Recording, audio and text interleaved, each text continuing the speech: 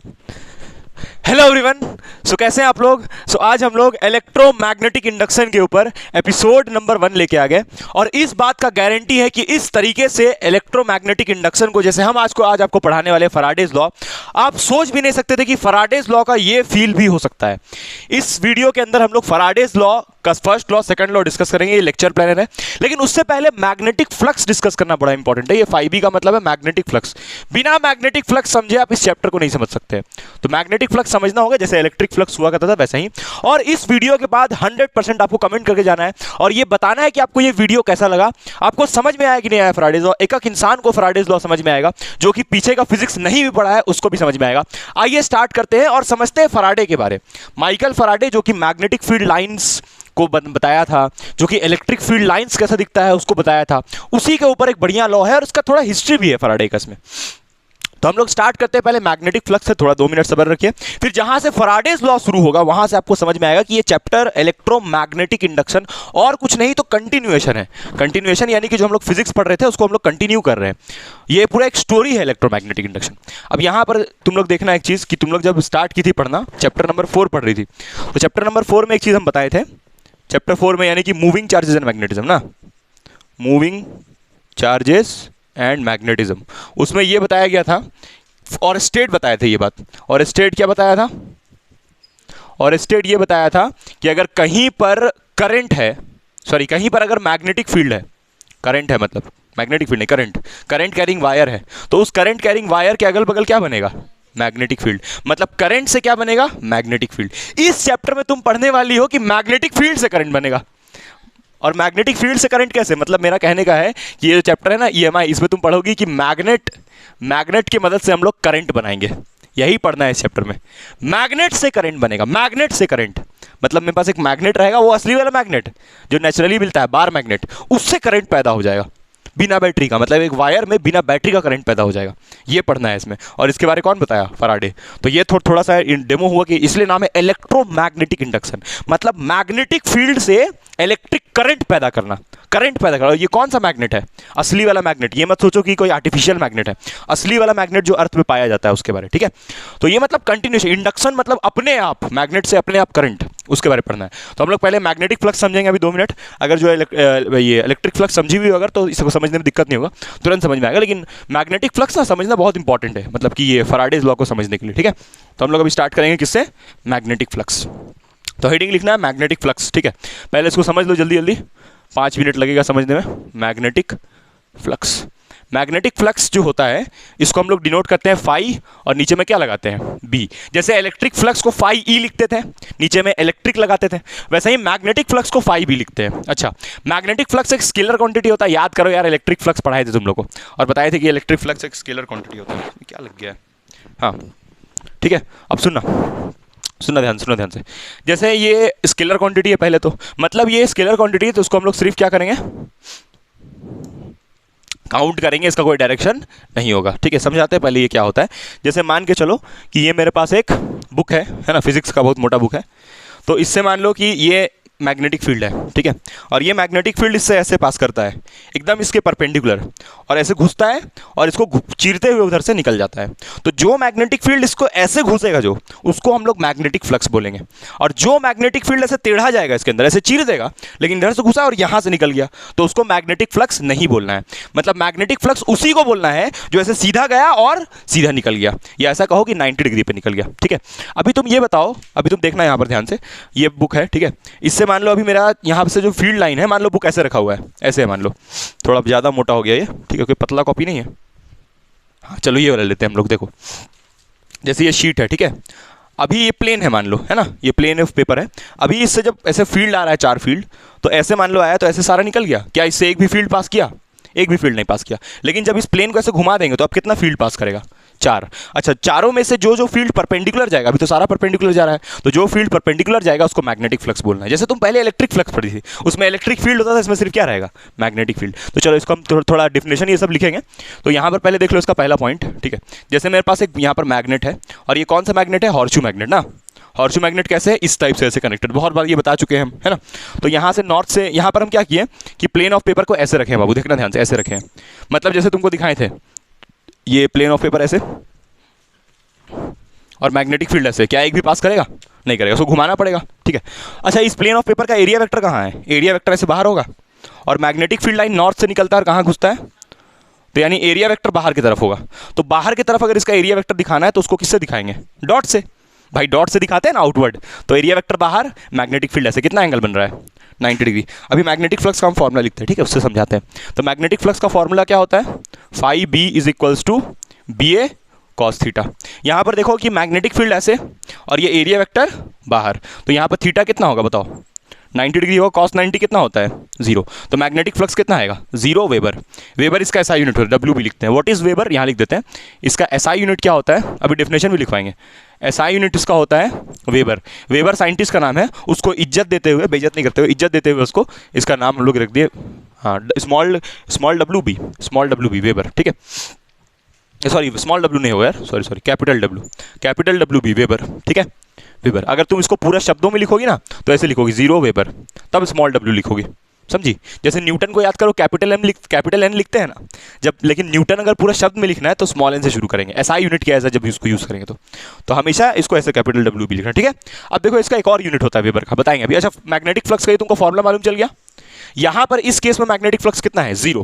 क्यों 0 है? क्योंकि प्लेन ऐसे है और ये मैग्नेटिक फील्ड लाइन क्या हो रहा है? ऐसे निकल जा रहा है, इससे एक भी पास नहीं कर रहा है। अब इसको हम ना ऐसे घुमा देंगे, यानी कि ये जो शीट था जो तुमको तभी हम करके दिखा रहे हैं, अभी शीट ऐसे है, एक भी फील्ड पास नहीं कर रहा है, इसको ऐसे घुमा देंगे तो मैक्सिमम फील्ड पास करेगा, तो फ्लक्स क्या आएगा? मैक्सिमम आएगा, ठीक है। तो यहां पर देखो दूसरा पॉइंट दूसरा पॉइंट देखो, यहीं पर मैग्नेट का नॉर्थ पोल और यहां मैग्नेट का साउथ पोल।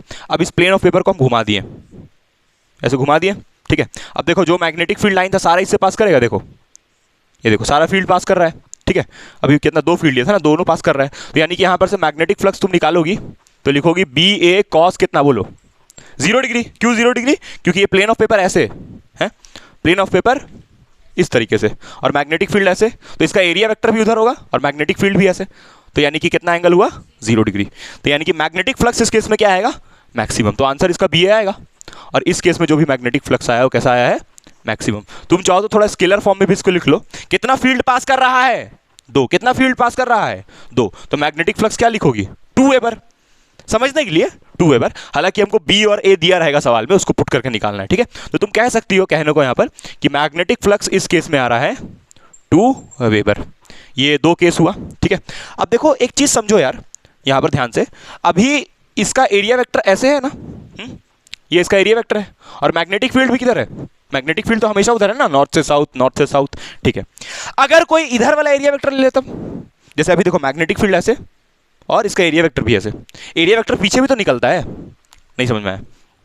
तुम लोग को ये चीज़ बहुत बार हम बताएं कि जैसे ये प्लेन ऑफ पेपर है तो इससे एरिया वेक्टर ऐसे निकलेगा सामने की तरफ और पीछे दोनों तरफ निकलेगा। तो अभी हम कौन सा वाला एरिया वेक्टर पकड़ लिए हैं? सामने वाला। तो कोई पीछे वाला पकड़ेगा तो उसका एंगल कितना बनेगा? 180 डिग्री। तो उसका तो फ्लक्स अलग आएगा, माइनस बी आएगा ना, माइनस बी। तो चलो हाँ चलो यहाँ पर हम लिखते हैं तीसरा केस भी, ठीक है। तीसरा केस यहाँ देख लो, तो उससे घबराने वाला बात नहीं है। तीसरा केस में फ्लक्स नेगेटिव होगा, मैक्सिमम इसमें आएगा, नेगेटिव होगा लेकिन उसका मैग्नीट्यूड लोगी तो वो भी कितना आएगा?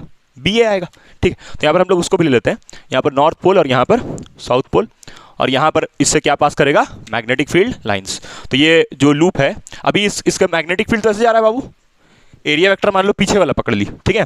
तो पीछे वाला पकड़ोगे तो एरिया वेक्टर ऐसे और मैग्नेटिक फील्ड उधर, तो कितना एंगल? एरिया वेक्टर ऐसे, मैग्नेटिक फील्ड ऐसे, कितना एंगल बनेगा बोलो? 180, ठीक है। कितना बनेगा? 180। तो इस केस में जब तुम मैग्नेटिक फ्लक्स निकालोगी हुई, इस केस में जब तुम मैग्नेटिक फ्लक्स निकालोगी तो कितना आएगा? यहीं पर लिख देते हैं चलो। इस केस में जब तुम मैग्नेटिक फ्लक्स निकालोगी तो लिखोगी बी ए कॉस 180। कॉस 180 कितना होता है? -1, तो यानी माइनस बी आएगा, ठीक है। लेकिन अगर इसका मॉड ले लोगी तो ये क्या हो जाएगा? प्लस बी ए। तो वो घबराने वाला बात नहीं, चाहे तुम आगे वाला एरिया वेक्टर पकड़ो चाहे पीछे वाला पकड़ो। तो what is magnetic flux? Number of field line passing through a plane surface. गलत। Number of magnetic field lines passing perpendicular through a plane surface. जो परपेंडिकुलर पास करेगा मैग्नेटिक फील्ड उसी को काउंट करना है। कुछ मैग्नेटिक फील्ड लाइन ऐसे भी तो जा रहा होगा, लेकिन ये परपेंडिकुलर नहीं जाएगा तो उसको नहीं काउंट करना है, ठीक है। तो हम लोग चलो मैग्नेटिक फ्लक्स का डेफिनेशन लिखेंगे, उसको छाप लो जल्दी से, फिर मैग्नेटिक फ्लक्स का डेफिनेशन लिखते हैं। तो इसका डेफिनेशन देखो जल्दी से लिख लो। डेफिनेशन क्या होगा इसका? The number of magnetic field lines passing perpendicular through a plane surface, passing perpendicular to a surface area. किसी सरफेस एरिया से कितना फील्ड लाइन परपेंडिकुलर पास कर रहा है उसको कहते हैं मैग्नेटिक फ्लक्स। ठीक है, चलो नेक्स्ट अब हम लोग आते हैं फैराडेज लॉ का सबसे, मतलब कि इसका सबसे इंपॉर्टेंट डिस्कशन, मतलब ये चैप्टर ही पूरा फैराडेज लॉ के ऊपर बेस्ड है। अगर फैराडेज लॉ समझ गई तो आधा चैप्टर कैसे ही कंप्लीट हो गया, आधा चैप्टर फैराडेज लॉ के ही बारे है। ठीक है, मतलब आज का ही क्लास आधा चैप्टर कंप्लीट। अगर ये तुम नहीं समझी तो फिर आगे समझ में तो आ जाएगा फिर भी, लेकिन किसी तरह, मतलब जैसे कैसे इंसान खाना खाया जाता है, कभी कभी खाना खराब बनता है, ठीक है, घर में, तो उसको इंसान खाया जा रहा है क्योंकि पता है कि उसको सोच रहा है कि चलो ठीक है किसी तरह खा लेते हैं, टेस्ट कुछ आ नहीं रहा, बस खाया जा रहा है, वही वाला हालत हो जाएगा। ठीक है, चलो आओ देखते हैं। तो अभी हेडिंग लिखना है फैराडेज एक्सपेरिमेंट, मतलब फैराडे आखिर किया क्या था, है ना। फैराडेज लॉ का मतलब अंडरस्टैंडिंग है ये। ठीक है, फैराडेज लॉ का अंडरस्टैंडिंग।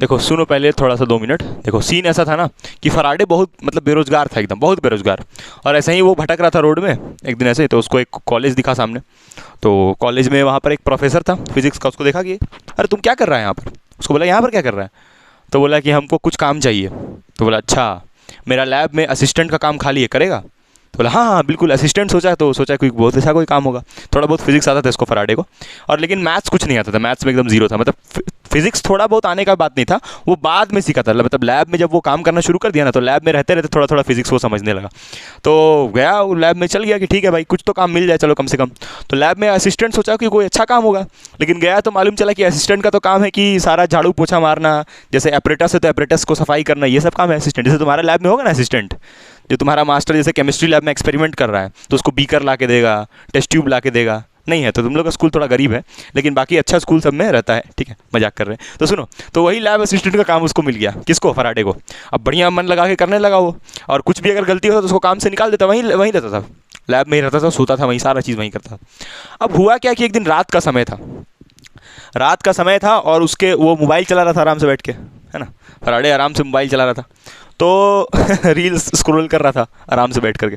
तो हुआ क्या, यहाँ पर अभी कुछ रखे थे, कहाँ चल गया, अच्छा यहाँ पर।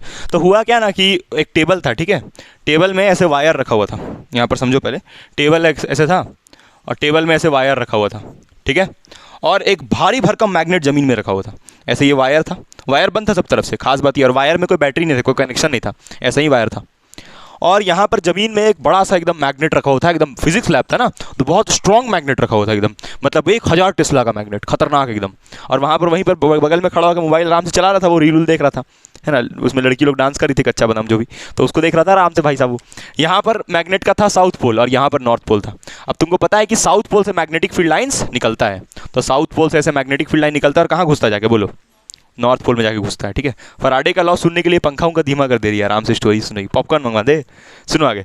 तो ये साउथ से उल्टा बना दिया, सॉरी, यहाँ पर क्या होगा, निकलेगा यहाँ से ना, और कहाँ जाके घुसेगा, साउथ में। अब हुआ क्या कि ये जो वायर था वो ऐसे रखा हुआ था, ठीक है, ऐसे गिरना स्टार्ट हुआ, तो फैराडे सोचा कि अरे भाई साहब अगर गिर गया और टूट फट गया वायर, मान लो किसी तरह टूट गया, तब तो उसको नौकरी से निकाल दिया जाएगा। तो गिरते हुए मैं वो पकड़ने की कोशिश किया उसको, मतलब ये ऐसे ऊपर रखा हुआ था और मैग्नेट नीचे रखा हुआ था। तो मैग्नेट का देखो, अब तुम देखना ध्यान से कि कुछ जब ये ऐसे नीचे गिरेगा ना, तो अभी देखो इससे कितना मैग्नेटिक फील्ड पास कर रहा है। अरे भाई ये मत सोचो कि खाली यही मैग्नेट, और भी तो फील्ड होगा यार, लेकिन कुछ फील्ड तो ऐसे निकल जा रहा होगा, समझ रही हो। तो जब ये यहाँ पर रखा हो तो क्या सारा फील्ड पास कर रहा है इससे, क्या ये इसका फ्लक्स मैक्सिमम है, मैक्सिमम नहीं है, कुछ फील्ड्स ऐसे निकल जा रहा है। लेकिन जैसे ये गिरना शुरू होगा तो ज्यादा मैग्नेटिक फील्ड को कवर करेगा, समझो, जैसे ये ऐसे गिरना शुरू करेगा तो ज्यादा मैग्नेटिक फील्ड इससे पास करेगा। तो जैसे गिर रहा है तो मैग्नेटिक फील्ड बढ़ रहा है कि घट रहा है, जब ये गिर रहा है तो बढ़ रहा है कि नहीं बताओ, ज्यादा फील्ड को कैप्चर कर रहा है, मतलब यहां पर जो भी फील्ड है उसको कैप्चर कर रहा है और स्ट्रॉन्ग फील्ड इसमें जनरेट हो रहा है। तो जैसे गिरते हुए वो पकड़ने की कोशिश किया ना, ऐसे गिरते हुए पकड़ा, करंट लगा उसको खतरनाक से एकदम, फैराडे को अकबका गया वो, भाई साहब इसमें करंट कहां से आ गया, खोजने लगा अगल बगल कि कहीं वायर कोई स्विच से तो नहीं कनेक्टेड है, दिखता है कोई स्विच नहीं है। अगर तुम रहती तो डर जाती बाबू, सोचती भूत है बाबू, छोड़ छाड़ के लैब वो भाग जाती वहाँ से, लेकिन वो थोड़ा हिम्मत वाला आदमी था, सोचा ये क्या हो रहा है, सोचा कुछ हम नया खोज कर लिए हो सकता है। आधा रात तक वो ऐसे ही लेके बैठे रहा, सोचा फिर करंट आएगा, आधा रात तक बैठे रहा, रात का 3 बज गया बाबू, फिर मैसेज भी आ रहा है उसका, सो गए क्या, उधर से मैसेज आ रहा होगा फैराडे का, 3 बज गया बाबू रात का, 3 बज गया, उसके पास मैसेज भी आ रहा है, लेकिन फिर भी इतना इच्छुक है जानने के लिए और एकदम इंटरेस्टेड एकदम। क्या, अरे सॉरी AM, रात का 3 बज गया बाबू, अभी तक वो जागा हुआ है। ऐसे मैग्नेट यहाँ जमीन में और ऐसे वायर लेके बैठा हुआ, कुछ तो होगा, कुछ तो होगा, कुछ हो ही नहीं रहा, कोई करंट ही नहीं आ रहा है। अच्छा देखो यार, ये मत बोलना कि करंट नहीं सर कुछ और होगा वहाँ पर। देखो करंट का जब इंसान को शौक लगता है ना, तो समझ जाता है इंसान कि करंट है और कुछ नहीं है, करंट का शौक से पता चल जाता है।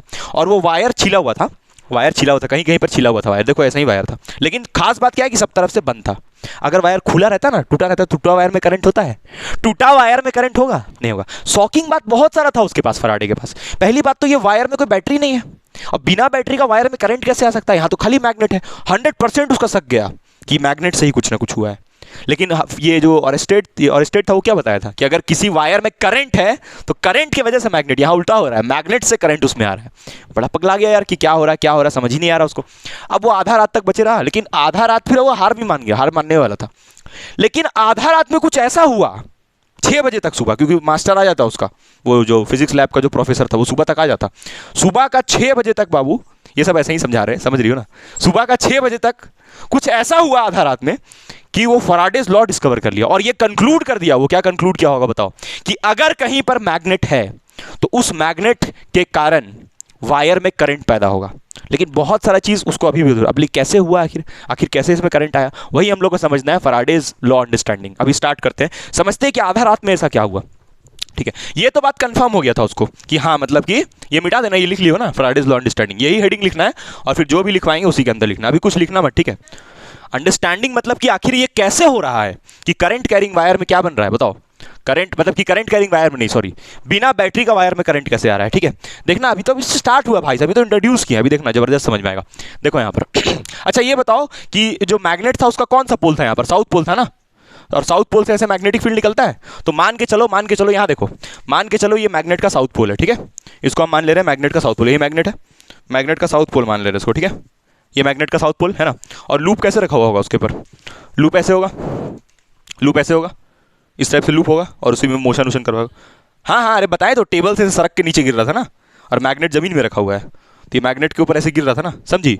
लेकिन वो आधा रात तक ऐसे लेके बैठा रहा, तो कुछ नहीं हुआ। ठीक है, तो अभी हम बता रहे हैं। अब देखो यार, ये साउथ पोल जो था ना, ये साउथ पोल ऐसे, उसको ऐसे हम नहीं दिखाएंगे, ऐसे तो नहीं दिखाई, तो 3D इमेज हो गया, हम तुमको ऐसे दिखाएंगे, ये ऐसे दिखाएंगे, समझी? साउथ पोल ऐसे था और ये ऐसे था, तो हम क्या कर रहे हैं, इसको डायग्राम को ऐसे कर दे रहे हैं, वो समझना, इमेजिनेशन। ठीक है, तो यानी कि साउथ पोल है बाबू यहाँ पर। अच्छा ये बताओ, साउथ पोल में मैग्नेटिक फील्ड घुसता है कि निकलता है उससे? साउथ पोल में मैग्नेटिक फील्ड लाइंस घुसता है कि निकलता है उससे? घुसता है ना। तो यहां पर अगर हम बोर्ड में दिखाएंगे उसको, तो यहां पर क्रॉस क्रॉस दिखाएंगे कि डॉट डॉट? अगर इसको हम साउथ पोल मान रहे तो क्रॉस क्रॉस दिखाएंगे ना, क्योंकि डॉट का मतलब तो यहाँ पर नॉर्थ पोल होता है। समझ रही हो क्या कह रहे हैं हम? तो अब देखो, वही हम तुमको इसलिए ये वाला बताएं कि ताकि तुम समझ पाओ कि हम यहाँ बोर्ड में क्या फिगर बना रहे हैं, वही फिगर बना रहे हैं। अभी देखना यहाँ पर ध्यान से हम एक एरिया यहाँ चुन रहे हैं। अच्छा ये बताओ यार कि उसके अगल बगल सब तरफ मैग्नेटिक फील्ड होगा क्या? कहीं ना, अरे मतलब कि देखो, जहां पर मैग्नेट है उसी के अगल बगल है ना, मैग्नेट से दूर जाओगी तो वहां तो नहीं होगा मैग्नेटिक फील्ड। तो देखो, ये जो हम गोल सा रीजन बनाया है ना, बड़ा सा, तुम ये मान के चलो कि इसी बड़ा सा रीजन में सिर्फ मैग्नेटिक फील्ड एग्जिस्ट कर रहा है। बाकी अगर इसके बाहर चल जाओगी इधर उधर, तो वहां पर यहाँ पर मैग्नेटिक फील्ड, यहाँ पर मैग्नेटिक फील्ड नहीं होगा। ठीक है, जीरो होगा उसका स्ट्रेंथ।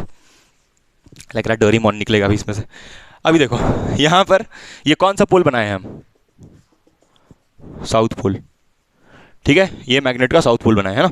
अभी यहाँ पर हम लोग यहाँ से शुरू करते हैं, और ये मान के चलो यार इधर कोई मैग्नेटिक फील्ड नहीं है, थोड़ा सा इस तरफ इसको लेना होगा। मान के चलो कि इस तरफ मैग्नेटिक फील्ड लाइन कितना है, यहाँ पर कितना मान रहे हैं हम? जीरो को, मैग्नेटिक फील्ड को जीरो। जहाँ सिर्फ एस लिखा हुआ मतलब इधर भी मैग्नेटिक फील्ड है, सब तरफ है, बस यहाँ पर मैग्नेटिक फील्ड नहीं है, और ऑब्वियसली इसके बाहर तो मैग्नेटिक फील्ड है ही नहीं। ठीक है, ये आउटसाइड मान लो, तो आउटसाइड मान लो इसको, है ना, ये वाला एरिया को। अब देखो क्या है, अब यहाँ पर देखना कि वो लूप को ऐसे रखा है। ठीक है, ये लूप है, कौन सा लूप? वही जो दिखाए थे वायर। ठीक है, अच्छा इसमें मैग्नेटिक फील्ड लाइन कैसे है बाबू? Crush crush crush crush. अच्छा, हर जगह मैग्नेटिक फील्ड क्या होगा? कांस्टेंट। मतलब यहाँ B B B B B B B B B, तो हर जगह कांस्टेंट है ना, बी बी बी। देखिए कार्टून, यहाँ पर 5 tesla 5 tesla 5 tesla 5 tesla 5 tesla 5 tesla 5 tesla 5 tesla 5 tesla. यहाँ पर कितना होगा? 0 टेस्ला। बाहर में कितना होगा? 0 टेस्ला। ठीक है, अभी देखो ये लूप है उसका, और ये लूप किस पे है? ये लूप रेस्ट पे है। लूप किस में है? रेस्ट में। पहला केस, लूप रेस्ट में, अभी कुछ नहीं हो रहा है लूप में, मतलब ऐसे रात में ऐसे बैठा हुआ पकड़ के, लूप जो बताए थे, है ना। ये लूप वायर है और उसको ऐसे लेके बैठा हुआ है, वैसे ऐसे देखिए, ऐसे रखा हुआ है। अब ये बताओ कि इससे फ्लक्स बनेगा? फ्लक्स बनेगा, मैग्नेटिक फ्लक्स। कैसे नहीं बनेगा? यहां से मैग्नेटिक फील्ड लाइन क्या हो रहा है इसके अंदर, घुस रहा है, ये साउथ पोल है ना, तो मैग्नेटिक फील्ड घुस रहा है ना इसके अंदर, तो मैग्नेटिक फील्ड घुस रहा है तो नहीं बनेगा। कितना मैग्नेटिक फ्लक्स बनेगा बताओ जरा। चलो यहां पर लिखे मैग्नेटिक फ्लक्स का फॉर्मूला क्या पढ़ाए थे अभी, बी ए कॉस थीटा। अच्छा थीटा कितना होगा, थीटा कितना होगा, देखो इस कॉइल का एरिया वेक्टर ऐसे होगा और मैग्नेटिक फील्ड लाइन कहां है, अंदर, या उल्टा सोच लो, इसका एरिया वेक्टर कहां होगा, अंदर, और मैग्नेटिक फील्ड भी कहां है, अंदर, तो एंगल कितना होगा यहां पर, 0 डिग्री। हम हमेशा अंदर वाला एरिया वेक्टर लेंगे, क्या तुमको कोई प्रॉब्लम है?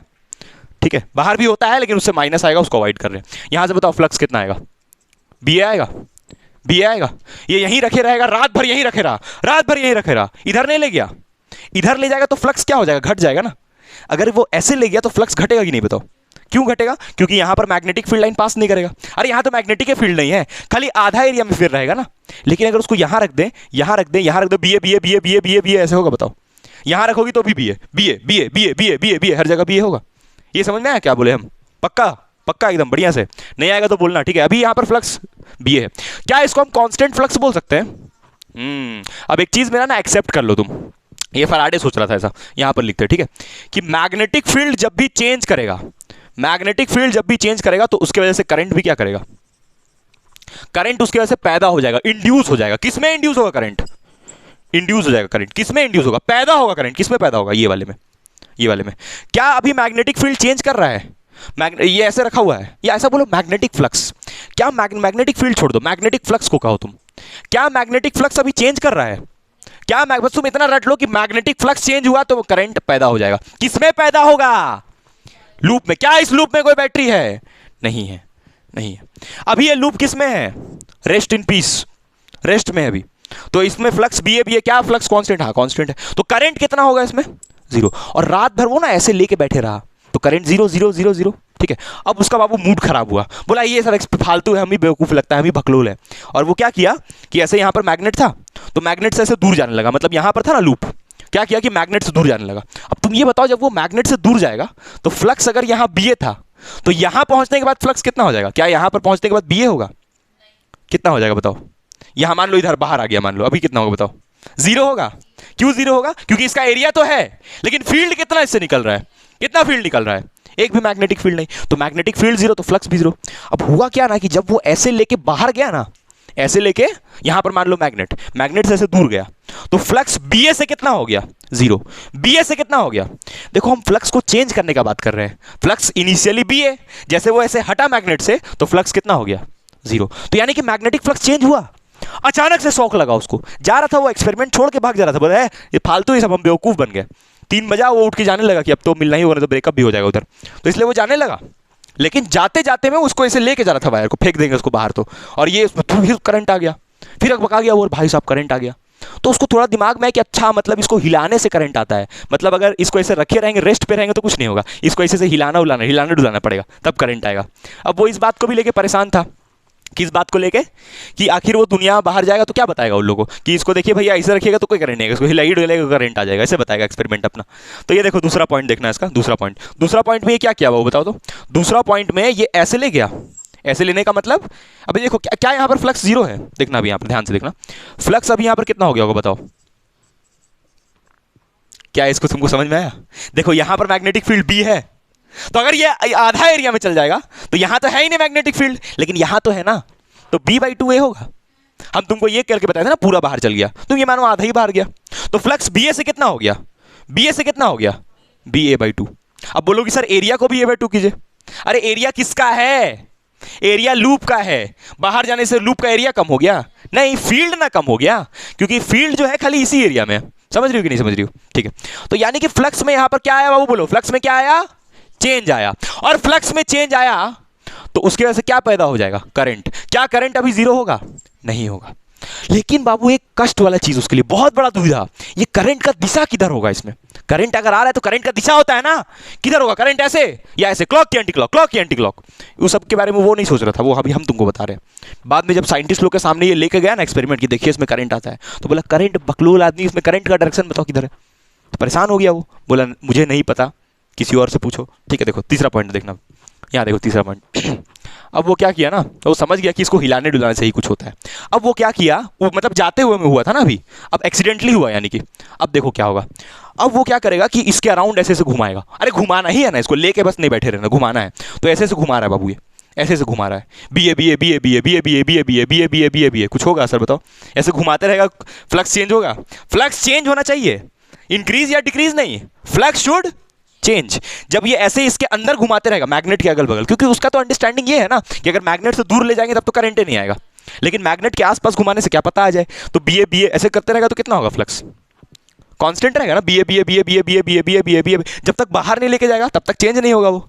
तो चेंज के बारे में उसको मालूम नहीं है, उसको लग रहा है कि इसको हिलाने डुलाने से करंट आ रहा है, गवार आदमी है। तो देखो अभी यहां पर फिर से लूप हम लोग बनाए, ठीक है, और ये लूप को इस बार घुमा रहे, कभी ऊपर लेके जा रहे हैं, वी समझ रही हो? वी का मतलब वी स्पीड से इसको कभी ऊपर, वी स्पीड से कभी इसको नीचे, ऊपर नीचे, दाएं बाएं, इधर उधर कर रहे हैं, ठीक है ठीक है ठीक है, चारों तरफ। लेकिन ये कहां घुमा रहे हैं इसको, कहां घुमा रहे हैं, कहां घुमा रहे हैं? इसमें कहां ले गए थे, इसमें कहां ले गए थे? आउटसाइड ले गए थे, लेकिन इसमें कहां है? अभी इनसाइड में घुमा रहे हैं। तो इसका flux B A B A B A B A B A B A B A हर जगह कांस्टेंट, तो यानी कि फ्लक्स इस केस में फिर क्या हो जाएगा? फ्लक्स इस केस में फिर क्या हो जाएगा? कांस्टेंट हो जाएगा। मतलब B A, flux will be B A, क्योंकि अंदर में ही घुमा रहे हैं। क्या इसमें करंट आएगा? नहीं आएगा, इस केस में कोई करंट नहीं आएगा। अब देखो चौथा केस, फोर्थ केस। अब बाबू इसका फिर मूड खराब हुआ, यार लगता है कुछ नहीं हो सकता है मेरा, लगता है कुछ भी नहीं हो सकता है, ठीक है। अब वो क्या किया कि सोचा चलो एक बार लास्ट ट्राई करते हैं, मूड खराब था उसका ऐसे भी, इसको ऐसे पकड़ा हुआ था वो लूप को, बोला ये लूप ही फालतू है यार, मेरा पूरा समय बर्बाद कर दिया, कितना बढ़िया सो जाते रात में, बतिया दिया के सो जाते बढ़िया से, बात ऐसे भी चैट तो चलिए रहा था, मतलब रील स्क्रॉल कर रहा था, फिर बतियाने वाला था, वीडियो कॉल, मूड खराब हो गया, इसका समय बर्बाद हो गया, ठीक है, हंसी दिख रही है उसका। तो वो क्या किया कि इसको ऐसे मचोड़ने लगा, इसको ऐसे मचोड़ दिया बाबू, ठीक से देखो, इसको ऐसे पूरा मचोड़ दिया वो ऐसे करके। तो मचोड़ने से इसका एरिया कम हो गया, मचोड़ने से इसका एरिया क्या हो गया? ये छोटा कर दिया लूप को, तो मचोड़ के गुस्सा में छोटा हो गया लूप। तो अब देखो इसका एरिया पहले कितना था, देखना यहां पर ध्यान से, पहले इसका एरिया बी ए था, मैग्नेटिक फील्ड बी और एरिया ए। इस केस में क्या हुआ ध्यान से देखना, इस केस में मैग्नेटिक फील्ड कम हो जाएगा। बोलेगी सर कम कैसे होगा? भाई कम फील्ड लाइंस पास करेगा, जब इसको ऐसे मचोड़ देगा तो कम फील्ड लाइंस पास करेगा, और एरिया भी उसका आधा हो जाएगा, आधा मान लेते हैं a/2, समझ रही हो? तो यानी इस केस में जब तुम फ्लक्स निकालोगे तो लिखोगी b/2 और a/2। कॉस का तो टेंशन है नहीं, वो तो हमेशा 0 डिग्री, ठीक है। तो यानी कि कितना आया इस केस में फ्लक्स? ba/4, समझ आया? तो फिर से फ्लक्स चेंज हुआ इसमें, बताओ तो। फ्लक्स पहले ba था, अभी जब मचोड़ दिया उसको तो कितना हो गया? भाई साहब जैसे मचोड़ा फिर करंट मारा उसको, मचोड़ते हुए में करंट मारा, क्योंकि फ्लक्स चेंज होना चाहिए। फ्लक्स चेंज हुआ, करंट उसमें पैदा हो गया, किस में पैदा हुआ? कॉइल में। मैं ये कॉइल या लूप जो भी बोल लो, कॉइल लूप एक ही बात। तो मचोड़ा तो फिर करंट आया, क्योंकि फ्लक्स चेंज होना चाहिए तो करंट इंड्यूस होगा, पैदा होगा करंट अपने आप। किस में पैदा होगा? ये वायर में, और ये वायर क्लोज्ड है, ये पता होना चाहिए। तो फिर वो परेशान हो गया कि फिर वो अटक गया वहीं पर। अच्छा ये किसके साथ कैसा हो रहा था हम बता रहे हैं। जैसे मान लो कि तुम छत में गई, उधर दूर से देखी कि कोई लड़का रील बना रहा है, या फिर कोई लड़का रहेगा तो देखा कोई लड़की दूर से रील बना रही है, तो और झाँक के देखे ना कौन है, वही इसके साथ हो रहा था कि ये जैसे जैसे छोड़ने चाह रहा था, छोड़ रहा है, फालतू बकलोल है, लेकिन क्या हुआ कि जैसे छोड़ने जा रहा था कुछ नया हो जा रहा था। तो यानी कि अच्छा तो इससे को ये समझ में आया ना कि मैग्नेटिक फील्ड सिर्फ चेंज नहीं करना है। देखो यहां पर तो मैग्नेटिक फील्ड चेंज हुआ था ना, बी से कितना हो गया था? बी से कितना हो गया था? b/2। और फिर यहां पर मैग्नेटिक फील्ड कांस्टेंट था, मतलब एरिया चेंज करने से भी फ्लक्स क्या हो रहा है? चेंज। तो मतलब मैग्नेटिक फील्ड चेंज करने से करंट नहीं आता है, एरिया भी चेंज करने से करंट आता है। या ऐसा बोलो फ्लक्स चेंज करने से करंट आता है। अरे यार फ्लक्स का फॉर्मूला क्या है? B A cos theta, B को चेंज करो, ए को, दोनों में से कोई एक ठो को चेंज करो, तो फ्लक्स आना, सॉरी करंट आना कंफर्म है, करंट उसमें आना कंफर्म है। समझ में आ रहा है क्या कह रहे हैं? तो यानी इस केस में करंट आएगा क्या? इस केस में करंट आएगा, 100% आएगा। तो इस केस में हम लोग फ्लक्स लिखेंगे बी ए, और यहाँ पर ऐसे 2 लिख देते हैं, और यहाँ पर इस केस में फ्लक्स क्या हो गया? चेंज हो गया। तो फ्लक्स घटा की बढ़ा बाबू? चेंज से मतलब है, घटने बढ़ने से नहीं, चेंज तो हुआ ना। चेंज हुआ तो यहां पर करंट फिर क्या हो जाएगा? नॉट इक्वल टू 0, फिर करंट इसमें पैदा हो गया।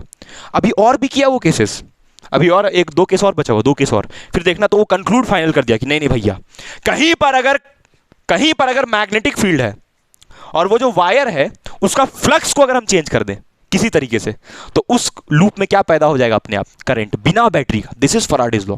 चलो इसको लिखो एक बार, फिर हम 2 केस और बचा हुआ उसको डिस्कस करते हैं, आगे बढ़ते हैं फिर, ठीक है। ये 4 केस लिख लोगे ना आराम से?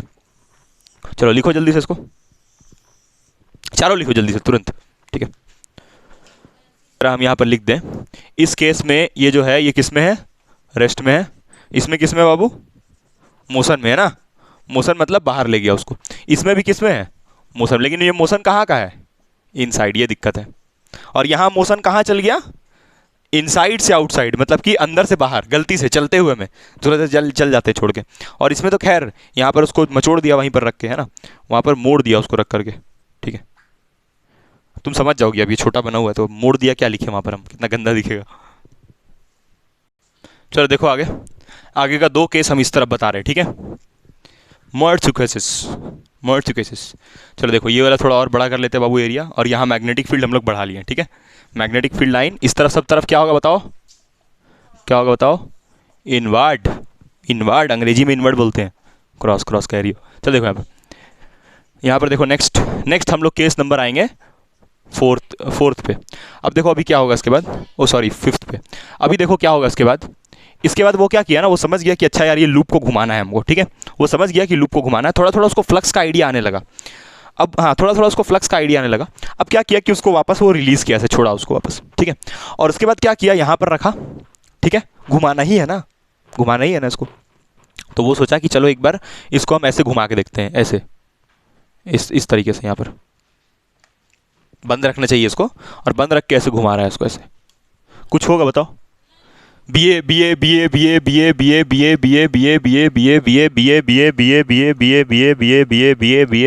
कोई असर नहीं पड़ेगा, यानी फ्लक्स फिर से क्या रहेगा, कांस्टेंट। तो इस केस में देख लो, ये तुम्हारा लूप, ठीक है, इसको क्या कर रहा है, ये यहाँ घुमा रहा है ओमेगा से, एंगुलर स्पीड से ऐसे घुमा रहा है ना, वहीं पर रोक करके ऐसे गोल गोल घुमा रहा है। ओमेगा एंगुलर स्पीड होता है, घुमाने वाला स्पीड, वी स्पीड थोड़ा तो लीनियर हो जाएगा, एंगुलर घुमा रहा है ना, उसको रोटेशनल मोशन दे रहा है, यानी इस केस में वो किस में है, ये रोटेशनल मोशन, मतलब एक एक्सिस के अबाउट उसको घुमाया जा रहा है, क्या उसको बाहर लेके जा रहा है, नहीं लेके जा रहा है। तो यानी फ्लक्स इसमें कितना है,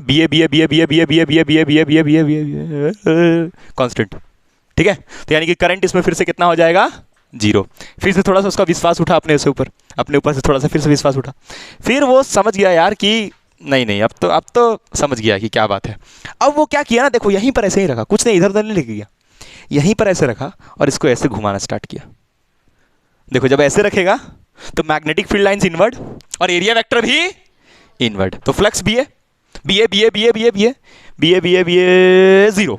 सर जीरो कैसे हो गया, मैग्नेटिक फील्ड लाइन इनवर्ड, लेकिन इसका एरिया वेक्टर, तो एंगल कितना बन रहा है, 90 डिग्री, यानी कि इस बार मैग्नेटिक फ्लक्स बी ए था ऐसे कहीं से, तो ऐसे हो गया, तो मैग्नेटिक फ्लक्स कितना हो गया, 0। यानी कि जो मैग्नेटिक फ्लक्स है वो मैग्नेटिक फील्ड पे तो डिपेंड करता ही है, एरिया पे भी डिपेंड और कॉस थीटा पे भी डिपेंड करता है, तो तीनों चीज पे मैग्नेटिक, इसीलिए कह रहे हैं कि मैग्नेटिक फ्लक्स चेंज होगा तो करंट पैदा होगा, समझ आया। तो यानी कि देखना अभी क्या कर रहा है, अब देखो इस केस में वो क्या किया, ये तुम्हारा लूप, और लूप को ऐसे घुमा रहा है, वो ऐसे घुमा रहा है, मतलब इस एक्सिस के अबाउट ऐसे घुमा रहा है, रोटेट कर रहा है, ओमेगा से ऐसे नचा रहा है, समझ में। तो ऐसे घुमा रहा है तो फ्लक्स बी ए जीरो यही हो रहा है ना, बी ए जीरो मतलब चेंज हो रहा है फ्लक्स, और जब तक वो घुमाते रहेगा बी ए जीरो तब तक करंट आते रहेगा, जहां वो रुक गया तो फ्लक्स का चेंज भी रुक जाएगा और करंट फिर से कितना हो जाएगा, 0। जब ऐसे घुमा रहा है बी ए जीरो करंट लगते जा रहा उसको, अच्छा करंट उतना हेवी नहीं था, छोटा करंट था, और ये करंट अपने आप पैदा हो रहा है ड्यू टू मैग्नेटिक फील्ड। क्या यहाँ कोई बैटरी है इसमें, क्या बैटरी है, कुछ भी है और कुछ नहीं है, खाली एक मैग्नेट है और स्ट्रॉन्ग मैग्नेट है, ठीक है। तो यहां पर फ्लक्स फिर से क्या हो रहा है, लगातार चेंज हो रहा है, कैसे चेंज हो रहा है, बी ए जीरो चेंज हो रहा है फ्लक्स लगातार, और उस फ्लक्स लगातार चेंज की वजह से यहां पर करंट क्या हो रहा है, नॉट इक्वल टू 0, लगातार यहां पर, ये कौन सा करंट है, इंड्यूस्ड करंट, समझ आया। तो वो समझ गया यार cos theta is also important, तो यहां पर ये फ्लक्स 0 कैसे हो रहा है, क्योंकि यहां पर ये थीटा का बात है, यहां पर सारा मामला किसका है, कॉस थीटा का, ठीक है। चलो लिख लो ये, तो इस लास्ट केस से वो समझ गया कि खाली हम ऐसे सबको बताएंगे कि फ्लक्स चेंज होगा तो क्या आएगा, इंड्यूस करंट, फ्लक्स चेंज होगा तो क्या आएगा, क्योंकि फ्लक्स में मैग्नेटिक, पहले पता है ये क्या सोच रहा था, पहले ये सोच रहा था कि मैग्नेटिक फील्ड का चेंज होने से करंट आता है, कहां सोच रहा था ऐसा वो, यहां पर वो सोचा कि मैग्नेटिक फील्ड अगर चेंज होगा तो यहां पर क्या आएगा बताओ, मैग्नेटिक फील्ड चेंज होगा तो क्या आएगा बताओ, करंट इंड्यूस होगा, यहां ये ऐसे सोच रहा था, ये दूसरे केस में। फिर ये वाला केस में ये अच्छा कौन कौन सा केस फालतू है जिसमें कोई रिजल्ट नहीं मिला, इसमें कोई रिजल्ट नहीं मिला, क्या इस केस में भी कोई रिजल्ट नहीं मिला, अच्छा इस केस में, इसमें रिजल्ट मिला जोरदार एकदम, क्या इसमें कोई रिजल्ट मिला, नहीं मिला।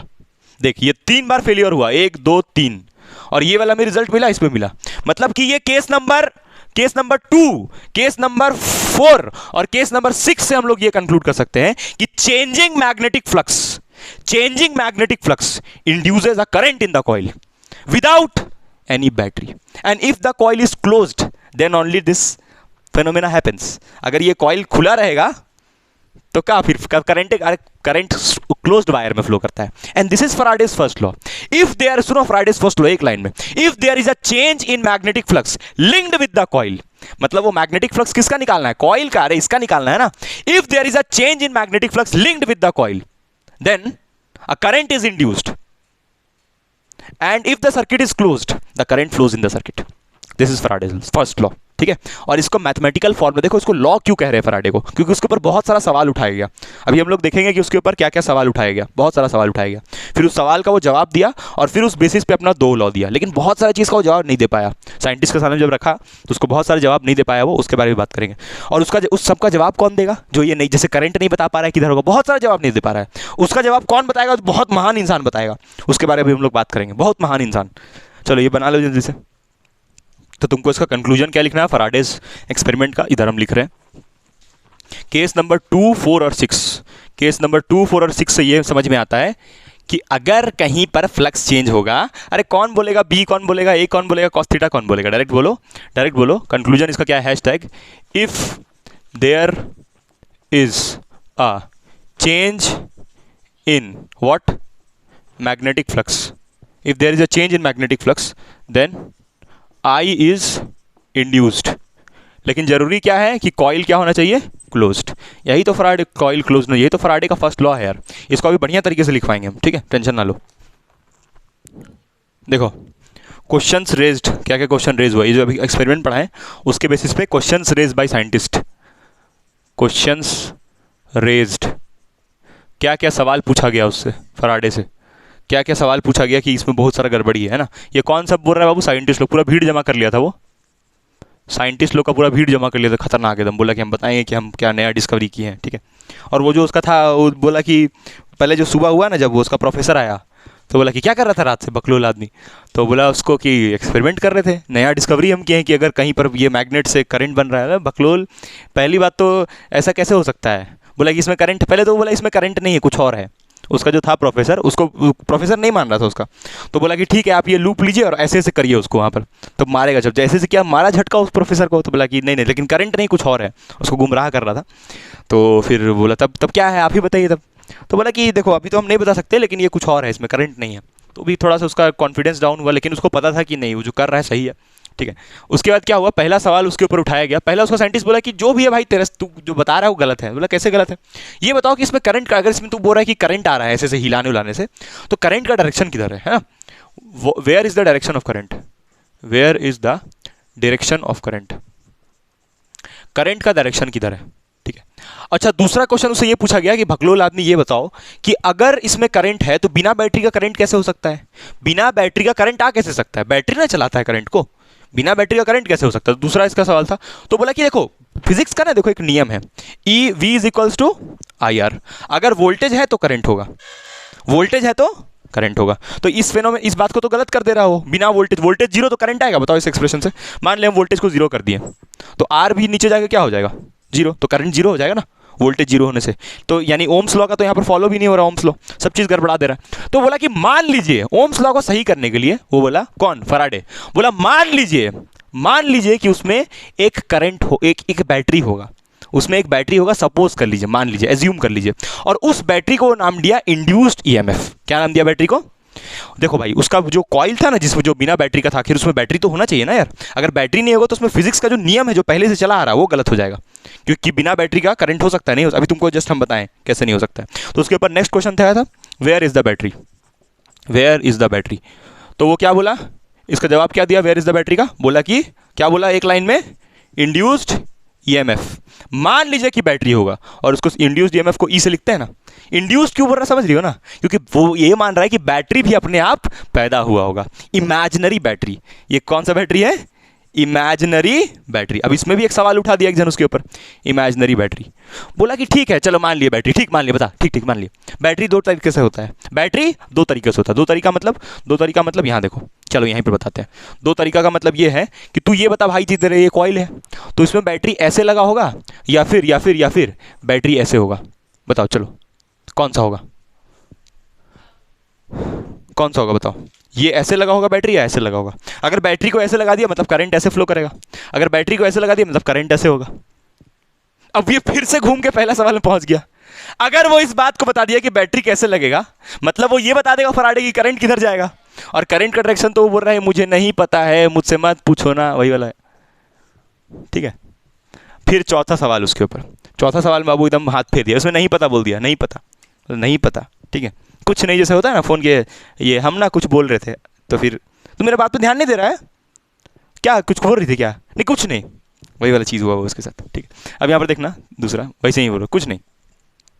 अब देखो यहाँ पर तीसरा पॉइंट देखो तीसरा पॉइंट एकदम जब बोला ना तो वो भी खुद भी उसके ऊपर भरोसा उठने लगा उसको खुद के ऊपर से, फराडे को। तीसरा जब बात बोला गया उसके ऊपर, तीसरा सवाल जब उठाया गया, बोला कि अरे भगलोल तुम ये बोल रहा है कि कहीं पर अगर वायर है तो उस वायर में करंट अपने आप पैदा हो जाएगा। तो फराडे बोला हाँ, बोला ये तो कंजर्वेशन ऑफ एनर्जी को वॉयलेट कर रहा है, तुम तो ये बता रहा है कि कहीं पर एनर्जी क्रिएट हो रहा है, अपने आप कोई चीज़ कैसे क्रिएट हो सकता है। समझ रही हो क्या बोल रहे हैं। तो ये तीसरा पॉइंट जो बताया उसके बाद वो खुद कंफ्यूज हो गया और वो बोला फिर लास्ट में फिर क्या बोल दिया वो उस बात के बारे कि कंजर्वेशन ऑफ, देखो कंजर्वेशन ऑफ एनर्जी समझती हो कि नहीं समझती हो, energy can neither be created nor be destroyed, it can only be transform from one बाबू टू अनदर बाबू with the means of mobile phone, है ना। तो कंजर्वेशन ऑफ एनर्जी, तो कंजर्वेशन ऑफ एनर्जी वॉयलेट हो रहा था ना, energy can neither be create sorry love can neither be created not be destroyed, it can only be transform from one बाबू to another बाबू with the help of mobile phone. प्यार कहीं बर्बाद थोड़ी हो सकता है यार किसी का, किसी न किसी से फिर अट्रैक्ट होकर वो जुड़ जाएगा। ठीक है, तो तुम अपना मत सोचो। देखो यहाँ पर तो ये कंजर्वेशन ऑफ एनर्जी यहाँ पर क्या हो रहा है, वॉयलेट हो रहा है। क्या हो रहा है, वॉयलेट हो रहा है, क्योंकि फराडे क्या कह रहा है, फराडे क्या कर रहा है बोलो, वो ये कह रहा है कि कहीं पर मैग्नेट है तो उससे करंट पैदा हो जाएगा, वायर में करंट पैदा होने का मतलब करंट बन जाएगा, तो एक एक्स्ट्रा एनर्जी डेवलप हो जाएगा ना, और एनर्जी क्रिएट हो सकता है बताओ, कभी नहीं हो सकता है। अब वो इसके बारे में फराडे देखो क्या बोला, हम बता रहे हैं, यहाँ लिख दे रहे हैं।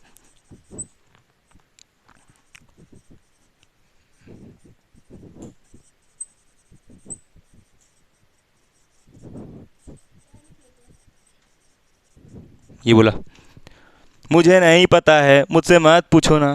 ठीक है, और इसमें भी क्या बोला था, नहीं पता, फिर इसमें बोला मुझे नहीं पता है, मुझसे मत पूछो ना, और ये वाला इसमें जवाब दिया लेकिन फंस गया जवाब देके, बोला बैटरी होगा इंड्यूस बैटरी, लेकिन अच्छा सुनो, लेकिन बच गया वो, बच कैसे गया। आज तुम फराडे का खाली ऐसे नाम रहता फराडेज एक्सपेरिमेंट, फिर ये इस सब का जवाब कौन देगा, अभी बताएंगे उसके बारे में। रसियन देगा बाबू सबका जवाब, रसियन मतलब रसियन साइंटिस्ट, तुम कहीं और मत चल जाओ, रसियन साइंटिस्ट। ठीक है, Russian scientist, Russian scientist, Russian scientist जिसका नाम बहुत इज्जत से लो तुम, है ना, जिसका नाम हम लोग बहुत इज्जत से लिखेंगे इसका नाम था रसियन साइंटिस्ट का बाबू, इसका नाम था बता रहे हैं हम, इसका नाम था फ्रेडरिच लेंज, फ्रेडरिच लेंज या शॉर्ट में जिसको तुम लेंज बोल सकती हो, बहुत लंबा चौड़ा नाम था। नाम हम पढ़ के बता देते हैं अगर तुमको जानना है तो नाम हम, ठीक है, नाम इसका है अच्छा Heinrich Friedrich amyl length, Heinrich Friedrich amyl length, यानी तुम इसको सिंपल क्या बोलोगी, लेंज। ठीक है, रसिया का आदमी था और ये बताया कि ये सारा बात हम बता सकते हैं, और वो ऐसा बोला कि फराडे का लॉ है, कौन बोला इस लेंज, फराडे का सपोर्ट में बोला वो कि फराडे का नियम है जो हम लोग पढ़ रहे हैं कि इंड्यूस करंट पैदा होता है, वो है इसीलिए कंजर्वेशन ऑफ एनर्जी है।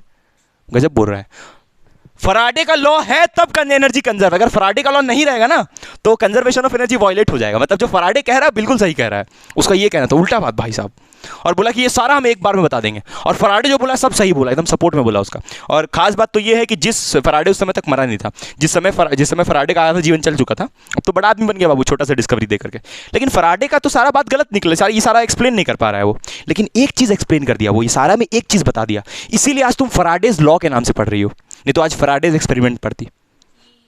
फराडे की एक्सपेरिमेंट बस किया, हाँ, जैसे ऑरेस्टेड कैसे बेचारा चल बसा, ऑरेस्टेड एक्सपेरिमेंट, लेकिन इसका लॉ इसलिए बना ना क्योंकि ये इस बात को बता दिया। सुनो क्या बताया वो, कि जो बैटरी है, बैटरी उसका डायरेक्शन किधर होगा वो नहीं बता पाया, करंट कैसे बहेगा, लेकिन ये बता दिया कि बैटरी कितना वोल्टेज का बनेगा। यहां वो कह रहा है ना कि बैटरी बनेगा, ये बैटरी कितना वोल्टेज का बनेगा ये बता दिया वो फराडे, और वही फराडेज का सेकंड लॉ है। ठीक है, फराडे का लॉ सेकंड फर्स्ट कुछ नहीं होता है, लॉ एक ही है उसका कि अगर कहीं पर फ्लक्स चेंज कर रहा है तो उसके वजह से करंट इंड्यूस होगा। ये अधूरा है, सुनो पूरा बात वो अब बोल रहा है, पूरा बात बोल रहा है फराडे, अगर कहीं पर फ्लक्स में चेंज है तो उसके वजह से एक बैटरी पैदा होगा जिसको क्या बोलेंगे हम लोग, इंड्यूस्ड ईएमएफ, और अगर सर्किट चारों तरफ से बंद हुआ तो उसकी वजह से क्या पैदा हो जाएगा बताओ, करंट। और ये इंड्यूस्ड बैटरी का वैल्यू कितना होगा वो बता दे रहा है ये चीज, और इंड्यूस्ड करंट का भी वैल्यू बता दे रहा है। लेकिन बस बेचारा करंट का डायरेक्शन नहीं बता पा रहा है। करंट का भी वैल्यू बता दे रहा है, कितना करंट पैदा होगा भाई साहब वो भी बता दे रहा है, लेकिन बेचारा दिशा नहीं बता पा रहा है बस। अच्छा, वो ये बात कुछ साइंटिस्ट लोग ना, पता है उसके बाद पहले यकीन नहीं, वो लोग क्या बोल रहा था कि ये करंट नहीं कुछ और है। क्या बोल रहा था फराडे को वो लोग, ये करंट नहीं कुछ और है। तो बोला ठीक है, फराडे कौन, ठीक है हम अभी साबित कर देते हैं ये करंट है। बोला साबित कर लेंगे ये करंट है तो आप मेरा लॉ और ये सब एक्सेप्ट, बोला हाँ एक्सेप्ट कर लेंगे बिल्कुल, बताओ। अभी देखो तुमको हम बताएंगे ये फराडे इस बात को कैसे प्रूफ किया कि वो कॉइल में करंट ही है, इस बात को वो प्रूफ कर दिया 100%। और ये भी बता दिया इसका वोल्टेज कितना होगा। तो इसका वोल्टेज कितना होगा यानी कि ये ई कितना होगा उसका वैल्यू अभी हम बताएंगे, दैट इज फराडेज सेकंड लॉ। ठीक है ठीक है, चलो पहले ये लिखो, फिर हम बताते हैं कि वो ये क्या बताने वाले थे अभी हम। अच्छा, ये लेंस क्या बताएगा कि ये सारा बात जो वो नहीं बता पा रहे, जैसे इसको नहीं बता पा रहा है, डायरेक्शन नहीं बता रहा है, वो सब लेंस बताएगा। और इसीलिए तुमको नेक्स्ट एपिसोड में क्या पढ़ना है, लेंस लॉ। तो एपिसोड 2 में तुम इसके बारे में पढ़ोगी। एपिसोड 2 में द मोस्ट अवेटेड एपिसोड होगा क्या कि ऐसा भाई साहब क्या बता दिया ये, है ना। चलो इसको लिखो जल्दी से, देखो नेक्स्ट। अभी तुमको हम क्या बताने वाले हैं कि फराडे जो है वो साइंटिस्ट को कैसे इस बात का यकीन दिलाया कि उस लूप में करंट ही है। मतलब देखो साइंटिस्ट लोग बदमाशी कर रहा था, वो सोच रहे थे कि कल का बकलोल लैब में काम करने वाला 2 कौड़ी का आदमी क्या ये सब बता रहा है, तो इसीलिए वो लोग थोड़ा उसका अपोजिशन में था। लेकिन देखो क्या किया बता रहे हैं हम, देखो फिजिक्स के ही हेल्प से अपना नियम को प्रूफ कर दिया। क्या किया देखो बता रहे हैं, वो क्या किया कि जो उसका लूप था ना, लूप ठीक है, उसमें यहाँ पर क्या है मैग्नेट, मैग्नेट का ये नॉर्थ पोल और ये साउथ पोल। अभी इससे मैग्नेटिक फील्ड लाइन क्या पास कर रहा है, मान लो कि थोड़ा मैग्नेटिक फील्ड लाइन कम पास कर रहा है ये लूप से, ये लूप है। और ये लूप में लगाया वो गैल्वेनोमीटर, क्या लगा दिया गैल्वेनोमीटर। अभी गैल्वेनोमीटर में कोई डिफ्लेक्शन नहीं है, गैल्वेनोमीटर का सुई अगर ऐसे खड़ा है, अगर गैल्वेनोमीटर का सुई ऐसे खड़ा है तो क्या है इसमें नो डिफ्लेक्शन, मतलब उस लूप में कोई भी करंट नहीं है। अब देखो वो क्या करेगा, अब देखो क्या करेगा नेक्स्ट, ये पहला हुआ अभी कोई डिफ्लेक्शन नहीं है। अब वो क्या करेगा इस मैग्नेट को पास लेके आएगा। अच्छा, तो कुछ मैग्नेटिक फील्ड लाइन जो ऐसे निकल जा रहा है, देखो ये मैग्नेटिक फील्ड लाइंस निकल जा रहा है ना, क्या करेगा मैग्नेट को पास लेके आएगा। दूसरा स्टेप में देखो मैग्नेट को पास लेके आया, तो मैग्नेट को पास लेके आएगा तो इसके थ्रू बनने वाला फ्लक्स बढ़ेगा और फ्लक्स चेंज होगा। अभी फ्लक्स मान लो अभी फ्लक्स का एक वैल्यू लिखते हैं हम, कितना फील्ड पास कर रहा है, 1 2 फील्ड पास कर रहा है, तो फ्लक्स का वैल्यू लिख देते हैं 2 वेबर लिख दें। ठीक है, अभी जब इसको पास लेके आएगा तो ये वाला भी फील्ड पास करने लगेगा और ये वाला भी फील्ड, तो 4 वेबर हो जाएगा, समझ रही हो। तो यानी कि अभी वो क्या किया, ये गैल्वेनोमीटर का ऐसे लगा हुआ है और ये अभी क्या किया मैग्नेट को पास ले आया, एकदम घुसेड़ दिया यहाँ ला करके मैग्नेट को, ले 1 2 3 4, चारों फील्ड पास कर रहा है। बाकी ये सबको छोड़ दो, साइड वाला छोड़ो, 4 को पास कर रहा है। मतलब अभी मैग्नेटिक फ्लक्स अब कितना हो गया बोलो 4 वेबर, मतलब कि 2 से कितना हो गया, तो मैग्नेटिक फ्लक्स चेंज हुआ और चेंज होगा तो यहां पर क्या पैदा होगा, एक बैटरी, उसके बाद करंट। वो बाद में अपने आप को सही किया ना, जब साइंटिस्ट लोग पूछा बैटरी कहाँ है, तो मान लीजिए कि एक बैटरी होगा, लेकिन बैटरी अभी हम बना के दिखा सकते हैं तुमको, नहीं दिखा सकते हैं क्योंकि वो तो बताया ही नहीं कि यार बैटरी लगाना कैसे, बैटरी है लेकिन लगाना कैसे वो नहीं बताया, लेकिन बैटरी का वैल्यू कितना है वो बता रहा है वो। ठीक है, अब सुनो, अब क्या होगा कि ये इतना हो गया। अब देखो गैल्वेनोमीटर जो है वो कहा साइंटिस्ट लोग को, देखिए अगर गैल्वेनोमीटर डिफ्लेक्ट हुआ, मूविंग कॉइल गैल्वेनोमीटर, तो यहां पर करंट होगा, तो और गैल्वेनोमीटर सही में डिफ्लेक्ट कर गया, अरे यार हाँ गैल्वेनोमीटर सही में डिफ्लेक्ट कर गया, मतलब यहां से ऐसे उसका सुई भटक गया, उसका सुई पहले ऐसे था, सुई इसका भटक गया, सुई 0 से ऐसे भटक गया। अब वो बोला कि अब बोलिए, या तो हम पागल हो गए या तो ये गैल्वेनोमीटर खराब है। बुलाइए कौन बनाया था गैल्वेनोमीटर उसको। ठीक है, गैल्वेनोमीटर का करंट क्या होता है, काम क्या होता है, टू मेजर स्मॉल करंट या फिर टू डिटेक्ट स्मॉल करंट। अब अगर यहाँ पर करंट है तभी नहीं भटक रहा है, ये कुछ और है यहाँ पर, तो अब तुम मानने लगा हाँ यार तुम सही बोल रहा है, मानने लगा, जबरदस्ती मानना पड़ा उन लोग को, क्योंकि गैल्वेनोमीटर को तो खराब नहीं बोल सकता है ना, गैल्वेनोमीटर तो पहले का बना हुआ इंस्ट्रूमेंट है, उसको कैसे खराब बोल देगा फराडे को गलत करने के चक्कर में। अब मानना पड़ा उन लोग को, तो तुम क्या लिखोगे, hashtag galvanometer deflects as the magnet is brought near the coil। जैसे ही हम लोग मैग्नेट को कॉइल के पास लेके आए तो इसमें भटकना शुरू हुआ ये, और उस भटकन के कारण समझ गए हम कि इसमें सही में करंट है और कुछ नहीं। समझ में आया कि नहीं आया, चलो इसको लिख लो। तो इससे ये फराडे अपना बात को ये प्रूफ कर दिया कि इसमें करंट ही है भाई और कुछ और नहीं है। ठीक है, तो ये लिखो, उसके बाद हम लोग अब नेक्स्ट आगे बढ़ते हैं। फराडे का फर्स्ट लॉ लिखते हैं और सेकंड लॉ एकदम पानी के जैसे समझ में आएगा कि सेकंड लॉ फर्स्ट लॉ क्या है। अभी खत्म नहीं हुआ बाबू, तो शुरू हुआ है बाबू। एक सवाल उससे पहले, ये सब तो ठीक है, इससे एक सवाल है इसमें, एक छोटा सा अभी पूछा गया, वो पहले इसको लिखो फिर बताते हैं। एक सवाल पूछा गया उससे बताते हैं क्या है। भूल गए बाबू, जब यहाँ पर तुम बात करोगे तो यहाँ पर करंट कितना है इस केस में? जीरो। यहाँ पर करंट जीरो है नहीं, क्योंकि ये, अच्छा सुनो एक और चीज़, इस मैग्नेट को ऐसे ऐसे करते रहना, अंदर बाहर अंदर बाहर अंदर बाहर करते रहना, सुन रही हो, समझ रही हो? ये ऐसे अंदर बाहर करते तब ना फ्लक्स 2 4 2 4 2 4 2 4 2 4 होते रहेगा। बाहर करोगे तो 2 4 2 4 2 4, तब यहाँ पर करंट आते जाएगा। गैल्वेनोमीटर में ऐसे डिफ्लेक्शन होते रहेगा। अच्छा पता है गैल्वेनोमीटर पूरा पगला गया था। सर पगला कैसे गया? जब इस पास लेके आ रहा है तो गैल्वेनोमीटर ऐसे हो रहा है ना, दूर लेके जा रहा है तो गैल्वेनोमीटर ऐसे हो रहा है, फिर पास लेके आ रहा है तो गैल्वेनोमीटर ऐसे, तो गैल्वेनोमीटर का सुई ऐसे ऐसे होने लगा। और उससे हम लोग ये कंक्लूड किए कि गैल्वेनोमीटर डिफ्लेक्शन दिखा रहा है, मतलब पक्का यहाँ पर करंट है। ठीक है, चलो नेक्स्ट देखो। नेक्स्ट अभी हम लोग फर्स्ट लॉ का स्टेटमेंट लिखने वाले हैं। तुम देखना फर्स्ट लॉ का स्टेटमेंट तुमको याद क्या दोबारा देखना भी नहीं पड़ेगा, इतना खतरनाक पढ़ा दिया ये हम। First law, Faraday's first law, Faraday's first law. अब तुम देखो इसका एक एक लाइन तुमको समझ में आएगा। पहले फ्लक्स चेंज होता है, और कौन सा फ्लक्स चेंज होता है? जो कॉइल से लिंक है, मतलब जिसका कॉइल से रिश्ता है।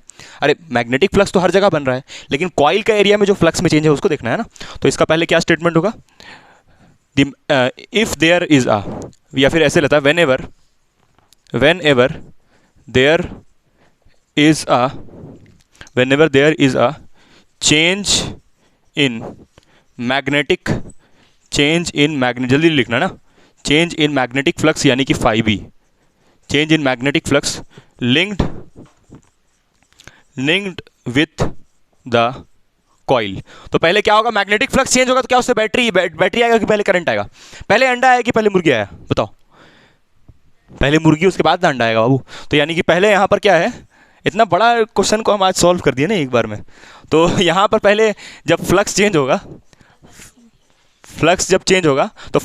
तो पहले बाबू अंडा कैसे आ जाएगा? पहले मुर्गी आएगा। तो यानी कि पहले ईएमएफ आएगा, और ईएमएफ के बाद करंट आएगा। ये साइंटिस्ट लोग जबरदस्ती घुसेड़ा उसको कि बता बैटरी कहाँ है, बता, मान लीजिए बैटरी है, खत्म कर दिया एक बार साइंटिस्ट लोग चुप, और बोला कि हम बता देंगे ये बैटरी का ईएमएफ कितना है। इसीलिए तो इसका चल गया बाबू, नहीं तो लॉ आज नहीं पढ़ती तुम इसको। ठीक है, तो यहाँ पर हाँ कितना ईएमएफ का बैटरी आएगा वो बता दिया। Linked with the coil, then EMF is induced क्यों बोल रहे हैं? क्योंकि अपने आप पैदा। अच्छा इंड्यूस्ड का मतलब क्या होता है, थोड़ा 2 मिनट बता देते हैं। जैसे मान लो कि एक लड़का बहुत शरीफ है, ठीक है, और दूसरा लड़का सिगरेट पीता है बाबू, तो अगर ये जो शरीफ वाला लड़का है इसके साथ रहने लगे तो रहते रहते वो भी सिगरेट पीना सीख जाएगा। तो इंड्यूस का मतलब यही होता है, कॉइल वहाँ पर अपना फ्लक्स चेंज करते करते उसमें करंट अपने आप पैदा हो रहा है। तो ये मतलब होता है इंड्यूस का, अपने आप आना। कहीं से निकाल के दे दे रहा है क्या, ले तू भी सिगरेट पी ले, तू भी मेरे जैसा बन जा, नहीं, रहते रहते सीख रहा है, समझ गए? तो दूर रहो तुम, ठीक है, और तुमको भी बोल रहे हैं दूर रहो, है ना। चलो देखो यहाँ पर, तो then EMF is induced in the coil. और सबसे जरूरी बात, if the coil is closed, अगर कॉइल चारों तरफ से बंद हुआ, देन क्या होगा बताओ? Then induced current flows. अगर कॉइल चारों तरफ से बंद हुआ तभी करंट फ्लो होगा, समझ आया? तो ये तेरा फैराडेज फर्स्ट लॉ हुआ, एकदम एक बार में, एक लाइन में। तुम देखो सब सारा वही बात है जो तुमको तभी से बता रहे हैं, ठीक है, लिख लो उसको। और एक और चीज़ बता दे रहे हैं हम कि यहाँ पर देखो, हमको फ्लक्स को यहाँ पर बढ़ाना है कि घटाना है, बताओ? फ्लक्स को बढ़ाना है कि घटाना है, बताओ? फ्लक्स को चेंज करने से मतलब है, ठीक है। तो हम यहाँ पर लिख देते हैं, the change in flux is important, the change in flux, magnetic flux is important. क्या मैग्नेटिक फील्ड लाइन कितना पास कर रहा है उससे करंट आएगा क्या? ज़्यादा मैग्नेटिक फील्ड पास करने से ज़्यादा इंड्यूस करंट आएगा क्या? नहीं। फ्लक्स कितना रेट से चेंज हो रहा है, ये समझो मेरा बात। फ्लक्स देखो, फ्लक्स का मतलब होता है number of field lines passing perpendicular. तो कितना फील्ड लाइन पास कर रहा है परपेंडिकुलर, उस पर नहीं डिपेंड कर रहा है कि कितना करंट आएगा, इंड्यूस करंट। इस पे डिपेंड कर रहा है कि तुम जो मैग्नेट को अंदर बाहर कर रही हो कितना तेजी से अंदर बाहर कर रही हो। जितना तेजी से अंदर बाहर करोगे उतना जल्दी वहां पर करंट बनेगा और तुमको शॉक्स लगेगा, समझ में आया? तो यहां पर हम लिख देते हैं कि flux, the change in flux is important, मतलब rate of change in flux, rate of change in magnet. Rate of change मतलब कि समय के साथ कितना जल्दी तुम अंदर बाहर मैग्नेट को कर रही हो। मतलब देखो कुछ इस टाइप का, मान लो ये कॉइल है और मैग्नेट अभी यहाँ पर है, तो अभी इससे कितना फील्ड पास कर रहा है, 2 मान लेते हैं, ठीक है। और फिर तुम क्या करोगी, जब इसको पास लेके आओगी तो मान लो कि कुछ फील्ड लाइंस जो ऐसे निकल जा रहा था इस तरफ, वो फील्ड लाइन भी इसमें समा जाएगा। तो अभी फ्लक्स यहाँ पर क्या हो गया, चेंज। और जितना तेज अंदर, अगर यहाँ रुक जाओगी, मान लो भगलोल आदमी तुम ऐसे लेके आए, यहाँ रुक गई, तो फिर कुछ होगा नहीं होगा, इसको अंदर बाहर करते रहना है, ठीक है। तो फ्लक्स चेंज होता रहेगा, वेरिएबल होगा, वेरिएबल होगा। वेरिएबल समझती हो, जो समय के साथ चेंज करे अपना वैल्यू को। मतलब flux will B time dependent. समझ में आ रहा है? Flux should be variable. यहां लिख देता है flux should be variable. Magnetic field line ये सब इंपॉर्टेंट थोड़ी है यार। मैग्नेटिक फील्ड लाइंस में चेंज इंपॉर्टेंट है। मैग्नेटिक फील्ड लाइन ज्यादा पास करेगा तो ईएमएफ ज्यादा आ जाएगा क्या? नहीं, ये सब बात बिल्कुल गलत है। ठीक है, चलो लिखो इसको। नेक्स्ट हम लोग आते हैं सेकंड लॉ पे। फिर मोशन का मतलब समझा देते हैं। ठीक है, यहां पर छोटा सा देख लो, रिलेटिव मोशन बता दे रहे हैं। रिलेटिव मोशन इसी के अंदर बता दे रहे हैं। कहीं कहीं पर लिखा रहता है the relative motion between the coil and magnet. क्या लिखा रहता है? रिलेटिव मोशन बिटवीन, किसके बीच में relative motion? Coil and magnet. Coil and magnet, coil और मैग्नेट के बीच में रिलेटिव मोशन। देखो बाबू, एक और चीज समझो ना, इसका उल्टा सोचो। इसका उल्टा, मान लो ये कॉइल यहीं रख दिए, कॉइल को यहीं रख दिए और मैग्नेट को ऐसे सामने ले गए। देखो यहां पर कॉइल रखा हुआ है और मैग्नेट को ऐसे सामने ले गए, तब भी तो मैग्नेटिक फ्लक्स चेंज होगा। समझी? तो ये मत सोचो कि कॉइल को ही ऐसे ऐसे करने से होगा, मैग्नेट को ऐसे ऐसे। अब फराडे मैग्नेट को ऐसे ऐसे क्यों नहीं कर रहा था? क्योंकि मैग्नेट भारी भरकम, भारी सा उतना बड़ा मैग्नेट रखा होता, उसको ऊपर नीचे करता, पता चला वहीं छिपा के वो भी मर गया। तो इसीलिए कॉइल को हम लोग, तो मतलब मैग्नेट और कॉइल दोनों में से किसी को। अच्छा देखो यहाँ पर रिलेटिव मोशन का मतलब समझो। What do you mean by relative motion? Relative motion का मतलब होता है एक को रोक करके और दूसरे को चलाना। एक को रोक करके दूसरे को चलाना। ये नहीं कि इसको भी चला रही हो और इसको भी ऐसे दौड़ रही हो, दोनों को लेकर के। मतलब यहाँ पर तुम कॉइल को भी चला रही हो, मैग्नेट को भी चला रही हो। मजाक चल रहा है यहाँ पर। कहाँ गया वाला कॉइल? हाँ ये रहा। मान लो तुम ऐसे कर रही हो बाबू, ये मैग्नेट है और कॉइल इसको नीचे लेके आया, इसको ऐसे लेके आ रही हो और बोले यार हो ही नहीं रहा, कुछ भी हो ही नहीं रहा, बकलोल इसको रोकना है, तब इसको ऐसे करना है। ये नहीं कि तुम इसको ऐसे चला रही हो और इसको भी नीचे लेके जा रही हो, तब तो ऐसे बेचारा दौड़ते रहेगा पीछे पीछे उसके। वैसा नहीं करना है बाबू, ठीक है? मुंह नहीं मारना है वहाँ पर। चल देखो, तो यानी कि तुमको रिलेटिव मोशन का क्या मतलब है? रिलेटिव मोशन का है stop the coil and move the magnet. Move the magnet, इसका उल्टा भी सही होगा ना? Vice versa is also true. वाह, वाइस वर्सा मतलब मैग्नेट को रोक दो और कॉइल को चलाओ। ठीक है, अब देखो बाबू, जो उसके ऊपर सवाल उठाया गया था, ठीक है, क्या सवाल था? एक और सेकंड लॉ जिसके ऊपर वो दिया, उसको पूछा एक साइंटिस्ट लोग, है ना, एक सवाल पूछा पहले उससे, उसका जवाब हम बताते हैं अभी। उससे पूछा साइंटिस्ट लोग कि अच्छा आप बोल रहे हैं कि फ्लक्स चेंज होगा। तुम सोचना ये चीज़, तुम्हारे दिमाग में भी ये आना चाहिए था क्वेश्चन। अगर फ्लक्स चेंज हो रहा है तो फ्लक्स के चेंज की वजह से हम क्या बोल रहे हैं, क्या आ जाएगा? ईएमएफ आ जाएगा। और ईएमएफ आ जाएगा तो क्या आ जाएगा? करंट। और ये कैसा करंट होगा? कैसा ईएमएफ होगा? और ये कैसा करंट होगा? इंड्यूस्ड। अब तुम ये सोचना, दिमाग से सोचना, स्टार्टिंग से ये बात तुमको दिमाग में आना चाहिए जब उसको बड़ा सा चार्ट बनाए थे। सुनो, ये बताओ कि व्हाट इज मैग्नेटिक फ्लक्स? बताओ मैग्नेटिक फ्लक्स क्या होता है? मैग्नेटिक फ्लक्स का मतलब होता है number of field line passing perpendicular through a plane surface. ये मतलब होता है उसका। क्या उसका ईएमएफ से कोई रिश्ता है? ये मैग्नेटिक फील्ड कैसा क्वांटिटी है? Magnetic quantity. मैग्नेटिक क्वांटिटी मतलब देखो स्केलर क्वांटिटी है, लेकिन ये मैग्नेट के बारे जस्टिफाई करता है ना। और ये ईएमएफ किसके बारे जस्टिफाई करता है? करंट के बारे। क्या रिलेशन कैसे होगा दोनों? देखो ये जो ईएमएफ होता है इसका यूनिट क्या होता है बताओ? वोल्ट्स होता है। और इस भाई का यूनिट क्या होता है? टेस्ला मीटर स्क्वायर या फिर weber. Tesla metre square volt. कोई रिलेशन है? फ्लक्स चेंज करने से करंट कैसे आ जाएगा यार? फ्लक्स कहाँ, मैग्नेटिक फील्ड लाइन कितना पास हो रहा है वो बताता है, और करंट ये बताता है कि सर्किट में कितना चार्ज फ्लो कर रहा है। अलग अलग चीज हुआ ना। तो ऐसा आप कैसे बोल सकते हैं कि फ्लक्स की वजह से ये बैटरी आ जाएगा? पागल उगल है क्या? फ्लक्स की वजह से बैटरी कैसे आ जाएगा? पागल उगल है।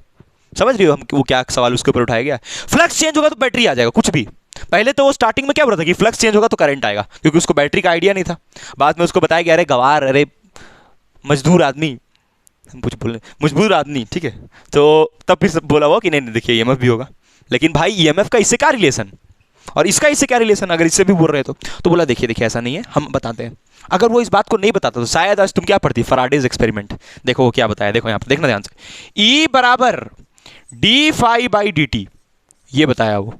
इससे सब एकदम बोला कि नहीं ठीक ठीक इसका बात तो मानना पड़ेगा हमको। ई बराबर d phi by d t, जहां पर फाई का मतलब क्या है? Magnetic flux with respect to time. अगर समय के साथ मैग्नेटिक फ्लक्स बदलेगा तो उसकी वजह से बैटरी पैदा हो जाएगा। समझ रही हो कितना गजब दिया यार? ये देखो ये कहाँ वोल्ट और ये कहाँ फ्लक्स वेबर में और ये कहाँ टाइम। अगर ये चेंज करेगा तो ईएमएफ आएगा। अभी यही सेकंड लॉ है फराडे का कि अगर फ्लक्स चेंज करे, चेंज नहीं करे सिर्फ टाइम के साथ चेंज करे, वो वेरी करे वेरिएबल, तब यहां पर ईएमएफ आएगा। इसी को समझना है अभी। ये देखो ये रिलेशन वो ये फराडे दिया और कोई नहीं सोचा। This was thought bye Faraday. और इसी को लेंस थोड़ा आगे बढ़ा के मॉडिफाई करके बता दिया और उसको लेंस लॉ बोल दिया। ठीक है, तो खैर तुम इसको लिखो, फिर समझाते हैं, इसका फील लेते हैं, और इसका फील ही क्या है, second law. This is nothing but second law. What is second law? What is second law Faraday का? कुछ नहीं, जो वो हिंदी में बोल रहा है, हिंदी में यानी कि जो थ्योरेटिकली वो बोल रहा है, उसी को अंग्रेजी में ऐसे बता दे रहा है, mathematically, with the help of mathematics. सोचो उसको डिफरेंशिएशन तक नहीं, कुछ नहीं आता था, मैथ्स उसका जीरो था, फिर भी ये डिफरेंशिएशन वाला फॉर्मूला दे दिया। चलो देखते, देख रिलेशन। कोई सोच सकता था ऐसा कि फ्लक्स वोल्टेज से लिंक होगा? कहाँ ये वोल्टेज और कहाँ ये फ्लक्स? लिखो इसको जल्दी से, फिर बात करते हैं आगे। तो फैराडेज सेकंड लॉ, ठीक है, वही वाला फॉर्मूला का एक्सप्लेनेशन। अभी तुमको अभी तक समझाए नहीं यार हम कि कैसे वो लिंक्ड है आपस में। Faraday's second law, Faraday's second law देखो क्या बोलता है।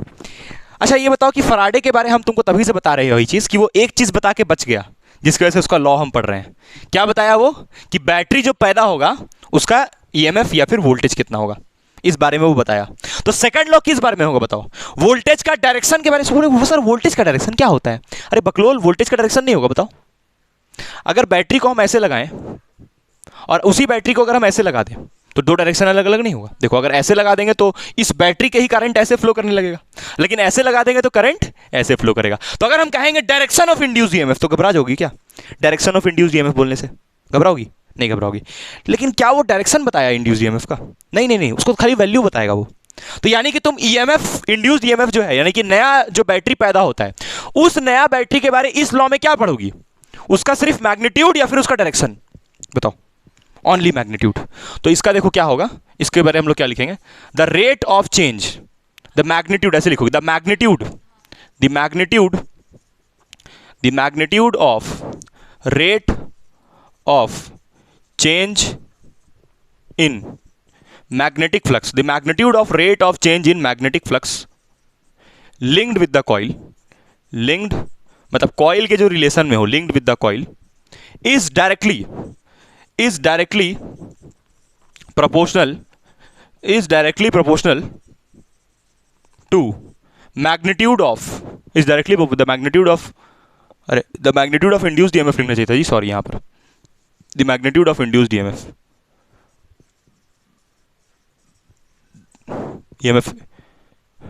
the magnitude of induced EMF, रुक जाओ, the magnitude of induced EMF, the magnitude of induced EMF of the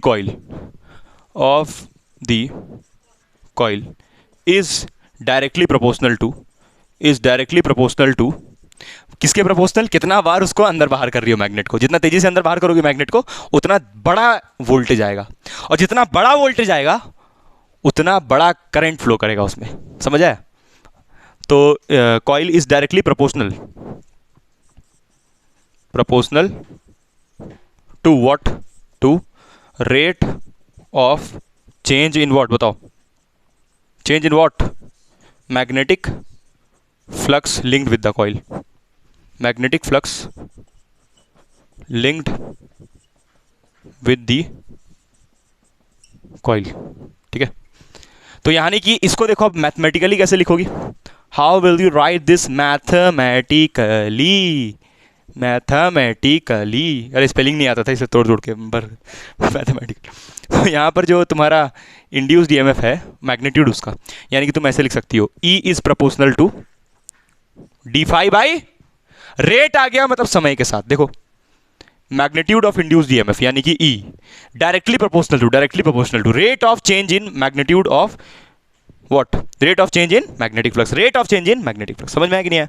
ठीक है। अब इसमें से प्रोपोर्शनलिटी हटाओगी तो एक कांस्टेंट दोगी, यहाँ पर कांस्टेंट क्या दोगी? K दे लो, मान लो constant d phi by d t. और ये जो कांस्टेंट K दे रही है उसका वैल्यू कितना ले लोगी? कांस्टेंट K का वैल्यू कितना ले लो? 1। इस K कांस्टेंट का वैल्यू 1 ले लो। तो फॉर्मूला क्या निकला मेरा? E is equals to d phi by d t. लेकिन उसका तुम सिर्फ क्या बता रही हो? मैग्नीट्यूड। मैग्नीट्यूड मतलब सिर्फ ईएमएफ का वैल्यू। अब यार ये तो खाली ऊपर ऊपर बता दिए, वही बात को रिपीट कर दिए कि वो ऐसा बताया कि जो ईएमएफ है उसका रिश्ता है फ्लक्स से, और वो ये रहा, ये रिश्ता क्या कहलाता है? ये रहा रिश्ता। अब ये रिश्ता से क्या समझ में आ रहा है वो बताएंगे अभी हम, ठीक है। ये लिख लियो तुम लोग जल्दी से, फिर हम बताते हैं आगे, फील बताते हैं इसका सेकंड लॉ का। तो अभी हम लोग क्या करने वाले हैं? Faraday's second law, Faraday's second law फिर से कहो, बोलो। पता नहीं, देखते अभी। फैराडे सेकंड लॉ फील, अभी समझो यार कि फैराडे सेकंड लॉ क्या है। देखो वो क्यों बोल रहा है बार बार फ्लक्स के बारे में, वो क्या बोलना चाह रहा है बोलो। फ्लक्स के बारे में वो क्या बोल रहा है? चेंज होना चाहिए, चेंज होना चाहिए, चेंज होना चाहिए। अगर फ्लक्स रुक गया तो क्या उसमें करंट आता है? क्या उसको मैग्नेट को अंदर बाहर करना बंद कर दो, करंट आएगा? नहीं आएगा। क्यों नहीं आएगा? उसका जवाब है ये, एकदम मुंह तोड़ जवाब। देखना क्यों, जब उसको ऐसे रुक जाते हैं मैग्नेट को रख लेके, तो क्यों आखिर ऐसा होता है कि करंट नहीं आता है उसमें? चलो देखते हैं। देखो क्या उसका जवाब है। देखो पहला पॉइंट देखो यहाँ पर, पहला पॉइंट, मान लो कि तुम अभी एक्सप्रेशन लिखती हो फ्लक्स का। अच्छा ये न्यूमेरिकल भी है, ये जो इसका अंडरस्टैंडिंग अभी बता रहे ना, इसके ऊपर न्यूमेरिकल आता है। सबसे गजब बात तो ये, इससे पहले एक और छोटा सा फॉर्मूला था, वो भी हम लिखवा देंगे अभी लास्ट में। फैराडेज लॉ का ही एक और फॉर्मूला था, वो बताएंगे अभी। देखो फाई बराबर मान लो हम लिए 3t² प्लस t प्लस 1, ऐसे ले लिया मान लो। ये एक्सप्रेशन है फ्लक्स का, और ये फ्लक्स किस पे डिपेंड कर रहा है? टाइम पे। ठीक है, फ्लक्स इज टाइम डिपेंडेंट। अभी क्या है कि तुम यहां पर क्या की कि पहले मैग्नेट दूर में था, पहले मैग्नेट दूर में था। मान लो यहां पर मैग्नेट था नॉर्थ पोल साउथ पोल, कुछ मैग्नेटिक फील्ड लाइन ऐसे जा रहा था, कुछ इससे पास कर रहा था। अभी तुम क्या की कि इसको पास ले आई। पास लाने से क्या होगा? पास लाने से जो मैग्नेटिक फील्ड लाइन ऐसे ऐसे निकल रहा था वो भी इससे पास करने लगेगा। तो इसका फ्लक्स यहां पर मान लो, इसका फ्लक्स यहां पर 2 वेबर था, अभी फ्लक्स कितना हो जाएगा? मान लो कि मान लेते हैं 8 वेबर, ऐसे कुछ। ठीक है, ऐसे ही कुछ फ्लक्स मान लेते हैं 8 वेबर यहाँ तक। ठीक है, अब ध्यान से देखना, यहां पर जब तुम अभी निकालोगी इसका ईएमएफ, तो क्या लिखोगी? ईएमएफ को d∅/dt। अरे कितना बैटरी, कितना वोल्ट का बैटरी पैदा हुआ, कैसे निकालोगी? इस फॉर्मूला से, इस फॉर्मूला से निकालोगी कितना वोल्ट का बैटरी से पैदा हुआ। लेकिन किस तरफ पैदा हुआ लूप में, वो नहीं मालूम चलेगा। समझ आ रहा है कि नहीं आ रहा है? तब यहां पर देखो फाई को कितना लिखोगे बताओ? What is phi? 3t² plus t plus 1 by dt। 3t² का डेरिवेटिव कितना होगा? 60। अब ये नहीं आता है तो एकदम अनंत लेवल का भिखारी है। फिर ये 2 सामने आया, 60 हुआ। ठीक है, और यहां पर ये t का डेरिवेटिव कितना होगा? 1 का डेरिवेटिव टाइम के रिस्पेक्ट में 0। भगलोल, तुरंत भगलोली सामने आ गया। कांस्टेंट का डेरिवेटिव 0 होता है, तो ये आया। तो ये कौन, ये क्या आया बताओ? ये क्या आया? ईएमएफ आया। ये क्या आया? ईएमएफ आया। अब तुमको जानना है कि 1 सेकंड तक, जब तुम इसको 1 सेकंड में ऐसे यहां से यहां लेके आई, सुनो मेरी बात ध्यान से, 1 सेकंड में यहां से यहां लेके आई, तो उस समय वोल्टेज कितना था? तो यहां पर तुम एक काम करो कि टाइम को कितना डाल दो? 1 सेकंड। 1 सेकंड क्यों डाल रही हो? क्योंकि तुम 1 सेकंड में इसको यहां से यहां लेके आई हो, यहां से यहां 1 सेकंड में। ठीक है, तो यहां पर टाइम को कितना लोगी बताओ? 1 सेकंड लोगी, प्लस यहां पर कितना होगा? 1 कितना आएगा आंसर बोलो? 7 वोल्ट। देख रही हो, वोल्टेज निकाल दे रहा है। ठीक है, लेकिन कब निकला वोल्टेज? जब फ्लक्स टाइम पे डिपेंड कर रहा था। अभी देखो फ्लक्स को टाइम इंडिपेंडेंट लेते हैं। टाइम इंडिपेंडेंट कहने का मतलब क्या है बताओ? टाइम इंडिपेंडेंट कहने का मतलब क्या है? कि फ्लक्स का जो वैल्यू होगा वो कांस्टेंट होगा। ठीक है, फ्लक्स का वैल्यू क्या होगा? कांस्टेंट। कांस्टेंट वैल्यू का मतलब देखो क्या होगा, ये हम एक काम करते हैं कि एक काम करो यार कि इस तरफ लिखे हम, ये मिटा दे रहे हैं। ठीक है, ये समझने के लिए था। मान लो कि तुम जैसे याद करो, रात भर वो 3 बजे तक क्या किया था? 3 बजे रात तक वो क्या कर रहा था? उसको लेके बैठा हुआ था और उसको ऐसे रखा हुआ था। फिर जब ऐसे ऐसे किया तब ना फ्लक्स चेंज हुआ। समझ रही हो? हाँ, तो यहाँ पर देखना दूसरा, अभी फ्लक्स को हम क्या मान के चले थे? कांस्टेंट। अब सॉरी वेरिएबल। अभी देखो फ्लक्स को हम क्या मान लेंगे? कांस्टेंट। क्या कांस्टेंट चीज टाइम पर डिपेंड करता है? नहीं करता है। तो कांस्टेंट कहने का मतलब इसका जैसे मान लो हम लिखे 5 वेबर, तो इसका फाइनल वैल्यू हुआ। यहां पर देखो वो टाइम पे डिपेंडेंट था, यहां पर 3t² प्लस t प्लस 1, और यहां पर क्या होगा? वेबर। लेकिन ये 5 वेबर उसका कांस्टेंट वैल्यू लिए, मतलब अभी फ्लक्स को हम कितना मान रहे हैं? 5। निकालो यहां पर ईएमएफ कितना होगा? निकालो ईएमएफ, क्या लिखोगी? d∅/ फ्लक्स कितना डालोगी बताओ? 5। और 5 का डेरिवेटिव टाइम के रिस्पेक्ट में कितना होगा? 0 होगा। यानी कि ईएमएफ कितना वोल्ट आएगा? 0 वोल्ट। देख रही हो? इसलिए वो कह रहा है कि फ्लक्स को चेंज करते रहिए। चेंज करने से क्या होगा? वो टाइम पे डिपेंड करेगा और कुछ ना कुछ बैटरी डेवलप होगा। लेकिन अगर तुम ऐसे रखे रहोगी तब तो फ्लक्स कांस्टेंट हो जाएगा और उसका डेरिवेटिव 0 आ जाएगा, मतलब बैटरी नहीं बनेगा। तो बैटरी नहीं बनेगा तो करंट नहीं आएगा। इसीलिए बार बार उसको चेंज करते रहना है। चेंज करने से क्या होगा? कुछ आंसर आएगा यहाँ पर। और अगर उसको ऐसे रखे रहोगी तब तो इसका वैल्यू 5 हो जाएगा, कांस्टेंट वैल्यू आ जाएगा फ्लक्स का, और कांस्टेंट वैल्यू आएगा तो कांस्टेंट का डेरिवेटिव 0 हो जाएगा। इसीलिए वो ऐसा कह रहा है कि बार बार उसको ऐसे घुमाते रहिए। समझ में आया कि नहीं आया बताओ?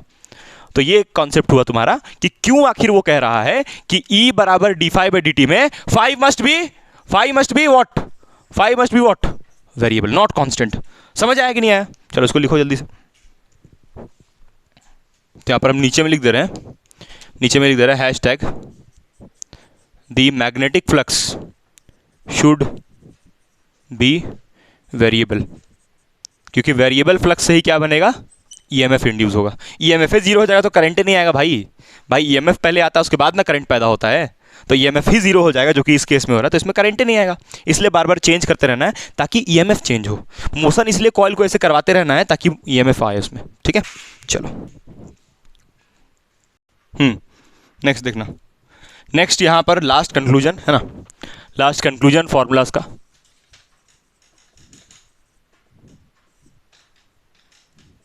अरे कंक्लूजन का स्पेलिंग सही लिख दिया हम, वाह। तो तो यहाँ पर देखना, तुमको पहला फॉर्मूला बताया गया, क्या चीज़ बताओ, E is equals to d/dt। अच्छा नेक्स्ट एपिसोड में पता है यहाँ पर क्या करेंगे, नेक्स्ट एपिसोड में यहाँ पर बस एक माइनस लगा देंगे और उसको लेंस लॉ बोल देंगे। यहाँ पर बस माइनस लगा देंगे और उसको लेंस लॉ बोल देंगे। और वो जो सारा सवाल उठाया गया है ना कि ये बताइए करंट किधर होगा, डायरेक्शन करंट का, कंजर्वेशन ऑफ एनर्जी तो यहाँ वॉयलेट हो रहा है, मैग्नेट से करंट पैदा हो जा रहा है, पैदा कैसे हो सकता है, वो सारा बात सही हो जाएगा बस यहाँ एक माइनस लगाने से। और उसी को लेंस लॉ कहते हैं, जो कि नेक्स्ट क्लास पढ़ना है। लेंस यानी कि वही साइंटिस्ट दिया था। अच्छा तुमको पता है एक चीज़ हम और बताना यहाँ पर चाहेंगे तुमको कि फराडे के पैरेलली है ना, यहाँ पर लिखते हैं parallelly one more scientist USA का, एक यूएसए का बहुत बड़ा साइंटिस्ट था जिसका नाम था हेनरी। क्या नाम था उसका, हेनरी, HENGRY, हेनरी। एक बहुत बड़ा साइंटिस्ट था यूएसए का, जिसका एकदम बहुत बड़ा फिजिक्स लैब था, एकदम खतरनाक एकदम साइंटिस्ट था वो। तो parallelly one more scientist USA का जो कि था, जिसका नाम हेनरी था, है ना, was going through these things